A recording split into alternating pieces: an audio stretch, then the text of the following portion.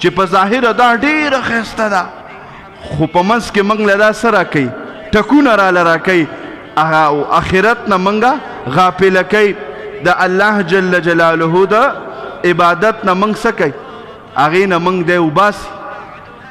او موږ ته په ظاهره باندې بس لګیږي ورته ګورو را ګورو وقه د مار چل دی خو موږ ورسره د مار غوندې کار نه دی شروع کړی پاړوګناري که نه دوی سره د مار منتري منتر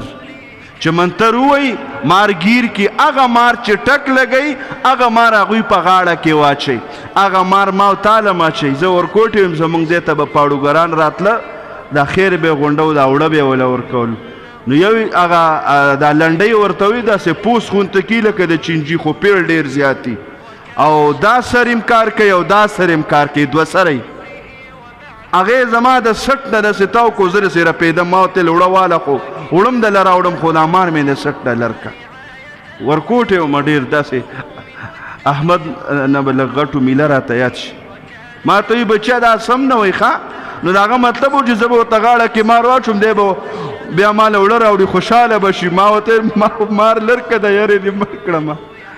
نو اوس د دې دا مار دا منتر دا چا له ورته صحابه رضی الله عنهم لا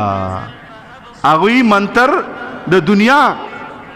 دنیا مار دی که نه په ظاهره ښایسته ده نو ټک لګوي نو د دې دنیا منتر هغه صحابه رضی الله عنهم زده کړی و هغه څنګه ګوره موږ او تاسو ته خو د صحابو کرامات دا ښکاري چېرې اسونه ورسره وو او په دریاب باندې اسونه وروستل او بل طرف ته اسونه بلکل وچ ووتل اوبو ورته سمونه ویل داسې شته د صحابه مبارکې کنه موږ دا څه منو کرامات دام دي خو بزرګان وایي چې اصلي کرامت دا دی چې دومره فتح حاصل کړې دومره دنیا د هغوی خپو لراله مالی غنیمتونه رالل خزانې راللې لکه د سیلاب په شان دا مال د هغوی د خپو کې وبېدو هغوی نه د تهجد مونځ نه قضا شوی هغوی دنیا دوکه کړي نه وو په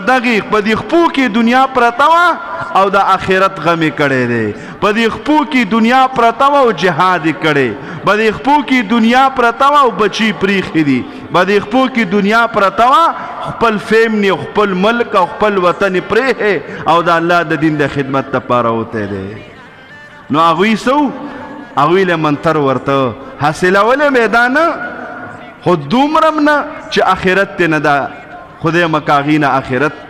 پاتې شوی وي یا د آخرت نه غافله شوی وي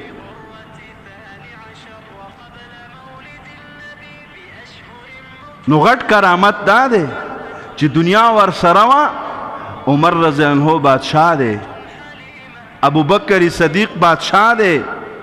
حضرت عثمان رضی اللہ عنہ بادشاہ دے حضرت علی رضی اللہ عنہ بادشاہ دے دا سے نور او صحابہ گورنران تیر شوی دی والیان تیر شوی دی لیکن دا اغوی تاریخ چی گوری دا پکی نشته دی چو دومره بنگلوا دومره وسگاڑیو دومره ورزرداو نا پلان کیزے کے جہاد کڑیو دومره شیدان کڑیو دومره هغې ته کلمه وررسولې وه او دی کړي ټول تاریخي چې ګوري فکر آخرت باره کې تاریخ کتابونه د هغوی د تاریخ نه ډک دي نو دنیا کې مالم ګټه هر څه کوه خو که کم مال موږ نه آخرت خطا کوي چې هغې موږ غم وکړو د ځانه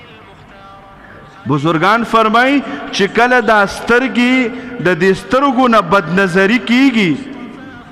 او هغه ځای نه چې الله منع کړې ده